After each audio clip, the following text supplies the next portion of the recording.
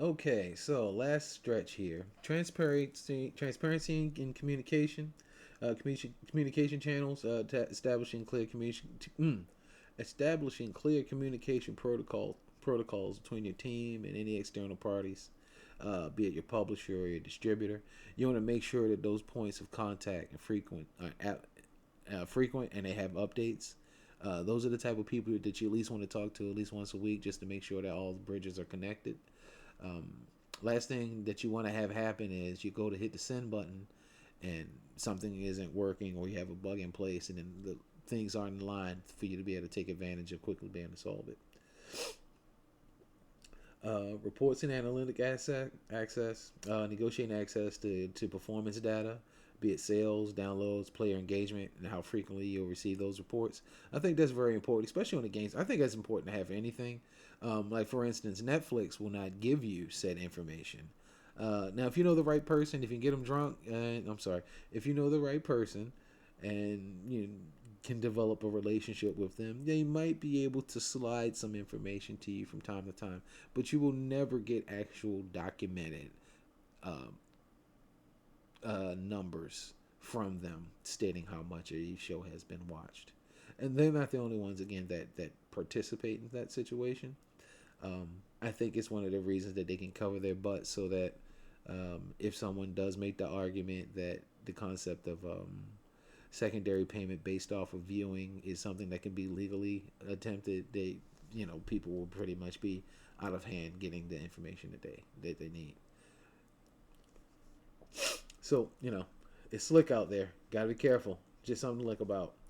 Now, in terms of funding and financing options, upfront payments and advancing, securing upfront funding, if possible. Normally, I've found that type of thing to be available through either angel investors or venture capitalists who want to invest in your title that will be one of the original people that will have a lion's share of the titles or of the proceeds that come in. Um, I think that's just something that happens and that you got to think of, that comes about when dealing with that type of group. Now, in some instances, that can be great. Like if you have an incubator situation where you're not having to worry about things like internet or electricity or like office stuff. Incubators can be great for that, especially if it's based off of a percentage of it. Now, I was part of an incubator group some years ago.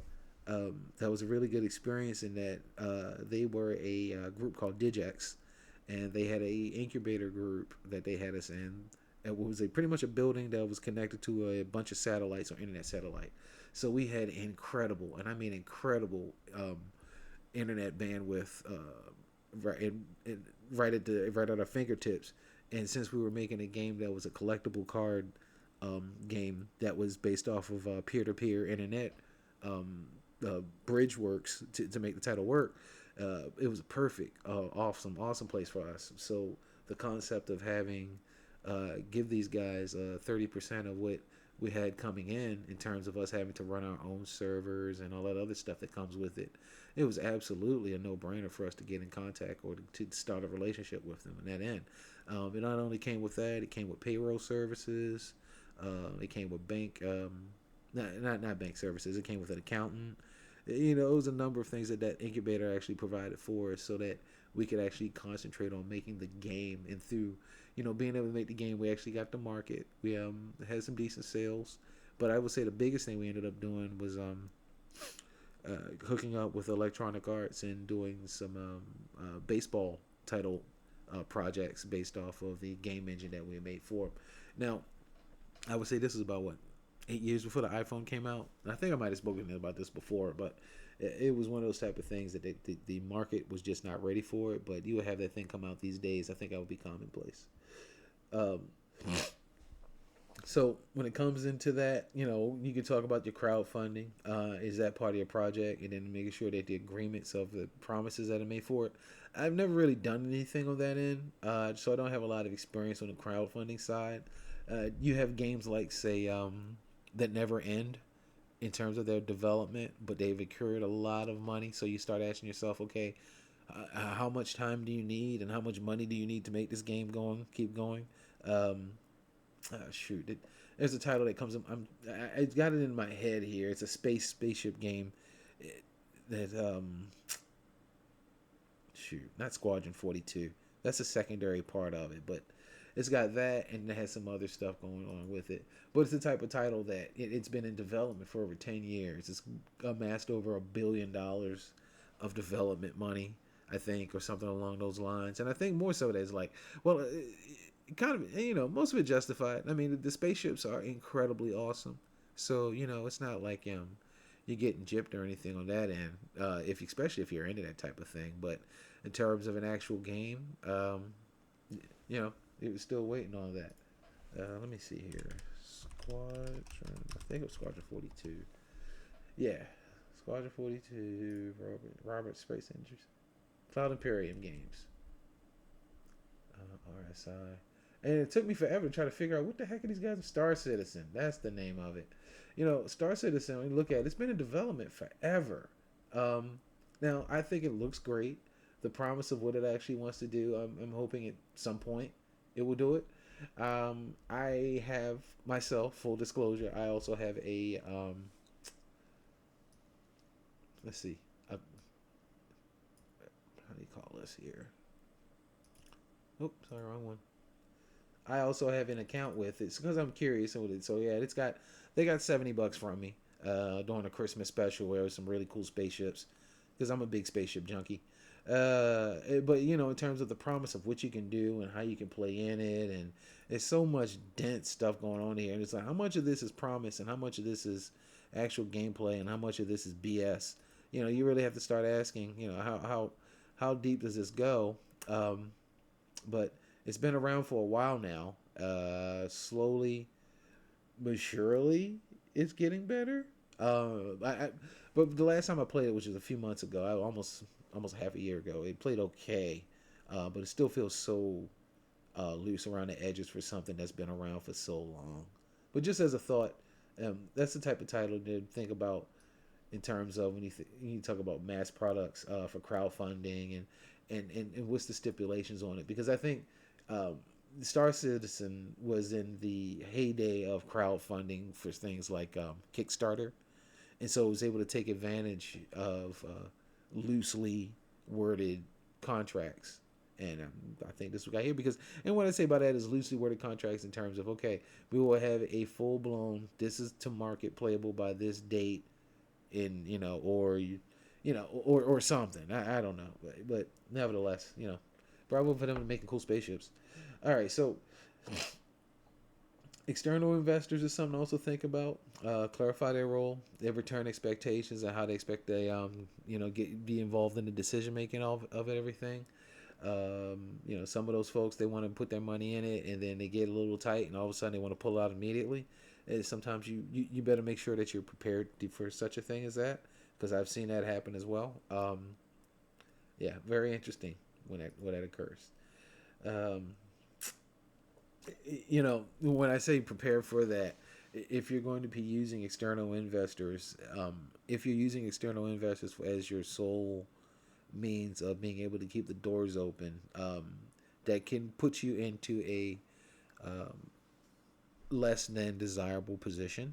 So I think that that's something to tread lightly on as you go through it, which is why I say talk about that situation. Now, luckily for us, that one particular external investor, which was during the digital addiction collectible card situation, we did not need his full money for that. So it was good that we were able to quickly write him a check to make him whole and get him out of the situation, since he didn't feel comfortable about it anymore. But that can definitely happen. So you want to make sure that those type of things or clauses are put in place before you roll the dice. So game ports and localization, that's something to think about.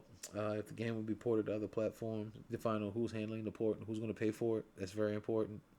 Also clarify who's going to be paying for the localization of said things and who's going to be translating the game into different languages and to different markets. You want to make sure that all that type of stuff is taken into place.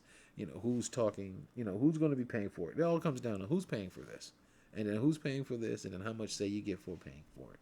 And some people are like, well, I get everything for saying it. There's others then that, since they love the IP so much, they'll be able to work with you in terms of how flexible they'll be with it. So then you have contingency planning, for, like I was talking about before. Like for instance, if you had external investors who also all of a sudden want to pull out from their money or their share of it, of the endeavor. So let me close this real quick. Uh, you want to have a contingency in place for that to happen. So include clauses for disputes and how they're going to be handled, be it arbitration or mediation, and then avoiding a lengthy legal battle. So because legal battles are expensive, because lawyers are expensive, and they get into when they get into the thick of it. So like they say, violence is messy. So is lawyers. So arbitration or mediation typically is the better or faster way to get this done. And you know, that's just something you got to have in consideration. That's just one. That's like the under or the seedy underbelly of all the whole situation works in. Then you've got the failure to deliver, or then plan on scenarios. So when a party fails to deliver, who's going to take over, and who are the final legal ramifications of such a thing. Um, Sometimes those are just doomsday scenarios, and that means that the lights get cut off, and at other times that means it, that the baton is tasked or passed on to someone else, and now you have to figure out um, how to get it done. I've seen a situation where both have come into play. And then finally, you've got company culture and relationship building, alignment of the values. Like I was saying before, it really sucks to work with people that you don't enjoy being with, or especially if you don't enjoy being with them and the product sucks, then that's miserable. Try to avoid that. Just as just common. It's really good for your mental health. That being said, ensure that your team's culture and values align with those of the partner company so that you can avoid future conflicts. Like for instance, if you're the type of group that likes to have beer Friday or beer Wednesday, but the company culture that you all of a sudden made a deal with, and they wear suit and ties and frown upon dancing on the table, that may not go so well. So you really want to actually do some research and really get into understanding, what type of corporate culture that you're going to be working with. Like for instance, at LVFX, it's a small group of us, roughly 20 of 22 of us all together. That's including external staff. But Trevor likes to say F a lot. He uses the F word. He uses the F bomb like he's brushing his teeth. He says it so much. Um, and if you're not comfortable with that, that's going to be a very interesting situation. So, a lot of the people that we have long-term relationships with, um, they understand this type of situation. So Hollywood, or as I like to call it, Hollywood, is one of those type of places where it's more so based off of your relationships before it is um, just absolutely wowing them. The thing is that after you've developed the relationship and have established some type of rapport with them, chances are you typically can get a good, um, at least type of situation where it's okay. We can't use what you're offering right now, but keep in touch and let us know what's going on.